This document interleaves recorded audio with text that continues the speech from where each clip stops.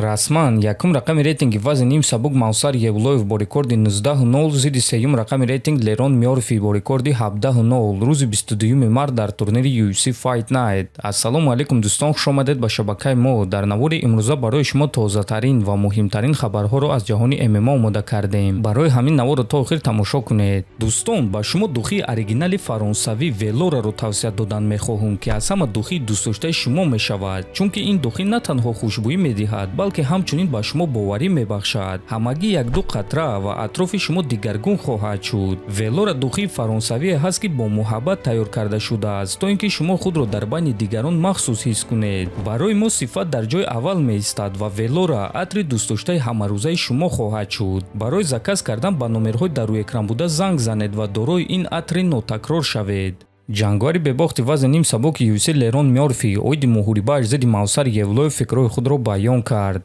Мавсар ҷангори хеле хуб аст. Рости гап ӯ дар ҳама мавқеъ хуб аст, лекин ман боварӣ дорам ки ӯро ба чуқурии об бурда метавонам. махфӣ нест ки ман чӣ кор кардан мехоҳам. ман худро аз куштани ӯ ҳимоя карда ба ӯ ҳамлаи сахт мекунам. ман ба ӯ фишор мекунам ва маҷбур мекунам ки иштибоҳ кунад. аз аввали муҳориба то охири муҳориба кӯшиш мекунам ки ӯро ба нокаут равон кунам, гуфтааст Мёрфи. ва дӯстон, бояд қайд кард ки муҳорибаи ин ду ҷангори бебохт муҳорибаи асосии турнир мешавад ва ғолиби муҳорибаи онҳо рақиби навбатии чемпион Александр Волкановский шуда метавонад. ва бинед ки UFC бори дигар нишон дод ки қоидаҳои худро боз ҳам сахттар карданд. онҳо ба Мавсар муҳориба дар моҳи Рамазон доданд, яъне омодагиҳои Евлоев дар моҳи Рамазон мегузарад ва чӣ гуна ки медонем ин кори осон нест.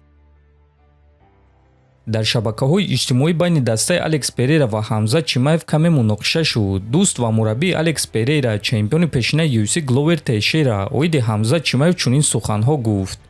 Чимаев нав чемпиони вазни миёна шуд ва ӯ ҳоло ягон маротиба камарбанди худро ҳимоя кардагӣ нест. Перейра бошад дар дигар сатҳ аст. зарбаи ҷеби Алекс аз зарбаи рости бисёриҳо дида вазнинтар аст. ӯро дар назди сетка ба замин афтонидан хеле душвор аст. ҳатто агар ки шумо ин корро карда тавонед, пас ӯ дар замин худро хеле хуб ҳимоя мекунад. Перейра Ҳамзадро ба нокаут равон мекунад. дери дер дар сеюм раунд, гуфтааст Тейшера. Чимаев бошад дар ҷавоб ба онҳо ин аксро нашр карда чунин суханҳо навишт.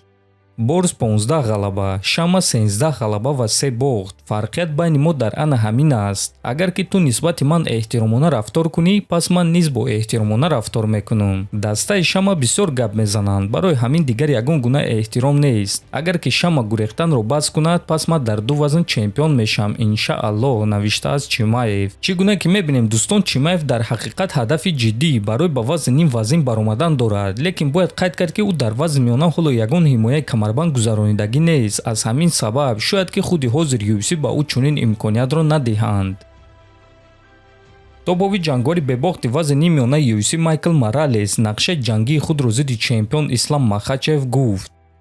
ман бо бисёр бачаҳои бақувват гӯштин гирифтагиам ва бо ман дар замин хубозмоӣ кардан кори осон нест. ман доимо ба по мехезам, хеле зуд аз идора мебарам. фикр намекунам ки ӯ маро дар замин идора карда метавонад. ба ман дар стойка ҷангидан писанд аст. тарафҳои сустии рақибро ёфтан, бокси худро истифода бурдан. лекин агар ки ҷанг ба замин гузарад, ман тайёрам ки дар он ҷо ӯро шикаст диҳам. ҳама медонанд ки бозии ӯ гӯштин, текдаун ва кӯшиши усул гузаронидан аст. ӯ кам вақт ягон касро ба нокаут равон мекунад ва ман фикр мекунам ки ӯ бо ман дар стойка ҷангидан намехоҳад. дар қаду қомат ман бартарӣ дорам. шояд ӯ аз ман каме дида чолоктар аст ва ин чиз ба ӯ бартарӣ барои текдаун гузаронидан медиҳад. лекин вақте ки ман зидди гӯштингирҳо меҷангам, ман стойкаи паст истифода мебарам ва дистансияро риоя мекунам. ман ният надорам ки ба ӯ эҳтироми махсус дошта бошам. ӯ варзигари оддӣ ба монанди ман аст. ман ҳам ба монанди ӯ одамам. хуни ӯро низ резонда мешавад. ман дар ӯ танҳо одамеро мебинам ки бояд камарбандро аз дасташ гирам. бале ӯ таърих ва мероси худро дорад, лекин ман аз ин чиз шавқманд шуданӣ нестам. ман ҳам чемпион шудан мехоҳам ва барои ман фарқ надорад ки киро бояд шикаст диҳам. ман бо тариқи нокаут ғолиб шудан ва аз он ҷо бо камарбанд рафтан мехоҳам, гуфтааст Моралес. хотиррасон мекунам ки Майкл Моралес айни замон сеюм рақами рейтинг аст ва яке аз довталабон барои камарбанд, аммо то ҳол довталаби асосӣ барои камарбанди Ислам Махачев аниқ нашудааст. дар ҳамин ҷо дӯстон, навори мо ба анҷом мерасад. фикру ақидаҳоятонро нависед. ҳатман дар YouTube канали мо обуна шавед. то боздид. хонободу сарбаланд бошед.